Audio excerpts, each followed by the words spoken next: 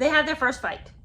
It all started out swimmingly, okay? The evening was at Notcott. They were cooking together. They were making roast chicken. That's their favorite food. They both have the same favorite food. Can you believe it? Roast chicken. How exotic. And he didn't know how to cook it. So that night she was teaching him how. But here's the thing. I do a lot of cooking. And you know how when you don't know something, you can't tell whether the facts are true or not? But then when you know just like one or two things, you're just like, wow, that's not true. So when you see that that's not true, then it's like, what else is going on in this book that's a lie? I mean, of course, everything is, but it just makes you realize if they can't get this little thing right, what else have they been saying that's just 100% false? This is really minor, but he says that they were cooking roast chicken, and he says, I remember the warmth of the kitchen and the wonderful smells, lemon wedges on the cutting board, garlic and rosemary, gravy bubbling in a saucepan. Now, he's going to mention the gravy again later, but the reason that I call foul on, even just on this small portion, you can't have gravy until the chicken is cooked. But then he goes on to talk about how he's rubbing salt on the skin of the bird. Well, where'd the gravy come from? You got to cook the bird first. And I know that's so small and not that important, but it's just like, if you can't get that right, you can't get anything right. Anyway, Meg's putting on music. She'd been opening up her horizons to folk music and soul. There they are, drinking wine. And apparently he'd been drinking for a bit, because at least that's what he's going to blame on this next episode. He says maybe the wine went to his head, maybe the weeks of battling the press had worn him down, but for some reason, when the conversation took an unexpected turn, I became touchy. Well, then I was angry, disproportionately, sloppily angry, honestly.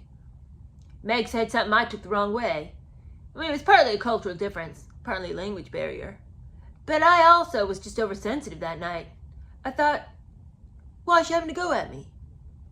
I snapped at her, spoke to her harshly, cruelly really. And as the words left my mouth, I could feel everything in the room come to a stop. The gravy stopped bubbling, the molecules of air stopped orbiting. Even Nina Simone seemed to pause. Meg walked out of the room, disappearing for a full 15 minutes. Dun, dun, dun. All right. This is their first fight. I don't know what he said because he doesn't tell us. So, you know, we get the blow by blow about his frozen penis. We get the blow by blow about the time he wet himself. We get the blow by blow about him mocking the matrons at school.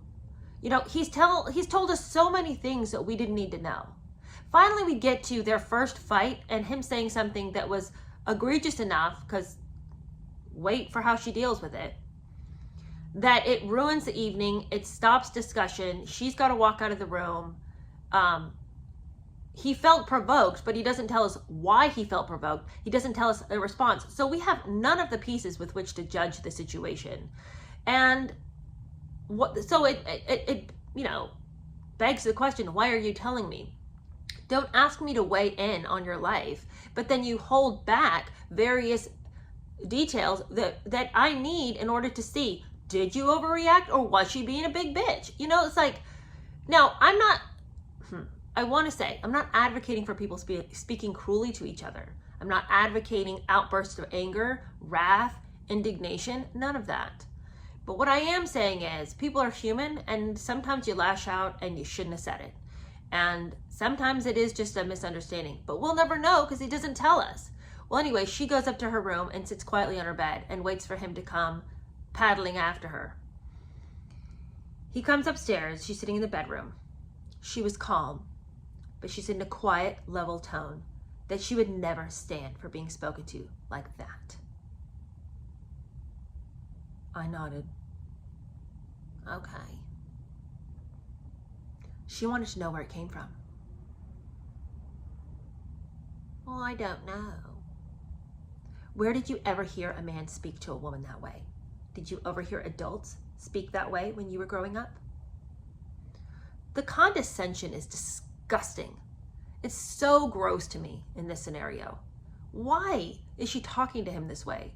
Has she never in her whole life misspoke before, that now she can lord over him. You broken, disgusting person. Letting yourself speak like that. I don't know what wild realms you came from and what the grown-ups were doing in your broken, sorry upbringing. But in my world, we don't speak to each other that way. And you are never going to speak to me that way as long as we're in this relationship. You better just mind your P's and Q's. Again, I am not advocating for verbal assault by any means. But what I am saying is this seems like a ridiculous and over-dramatized reaction to somebody having a flare of temper when you know you've both been stretched so thin. Admittedly, by your own making. Okay, I feel that they have found themselves in this situation and they didn't need to, but they're very stressed out. Again, we'll never know how bad it was, what he did. I don't know what he said to her. I don't know if he called her names. I don't know if he said something really hateful about. We'll never know what he said, and we won't know what she said to provoke it. And that's what is so frustrating about the scenario, because I want to say she's overreacting. I don't know if she's overreacting. He has told us in the past he has rage issues. So maybe she finally saw the real side of him, you know? I don't know. But regardless, she's definitely setting up this dynamic that you are the failure. I am the calm one. I am the one who would never deign to behave in this way. It is beneath my dignity ever to speak to anybody in this way. You are a broken individual. And you're lucky that I'm still sitting here in this room. Like, that's the vibe from this whole conversation. So she says, did you hear people speaking like this growing up? I cleared my throat. Yeah. She wasn't going to tolerate that kind of a partner or co-parent. That kind of life, she wasn't going to raise children in an atmosphere of anger or disrespect. And she laid it out super clear. We both knew my anger hadn't been caused by anything to do with our conversation. It came from somewhere deep inside, somewhere that needed to be excavated, and it was obvious that I could use some help with the job. Well, I've tried therapy, I told her. Willie told me to go, but I never found the right person. It didn't work out. No, she said softly. Try again. Okay, so now he better get his act together and get to some therapy, because she's chomping at the bit to get out of here since she's seen his rage issues. But none of us believed she was ever going to leave for the rage issues. Not for that. But she needed to let him know, you know, I can dangle this over you at any time. At any time I feel like making you feel small, this is the scab that I'm going to pick at. You have anger problems. Don't we all have issues? You know, you don't need a partner in life who's going to constantly, you know, force your face down to all of your faults and say, let's look through the magnifying glass at everything that's wrong with you.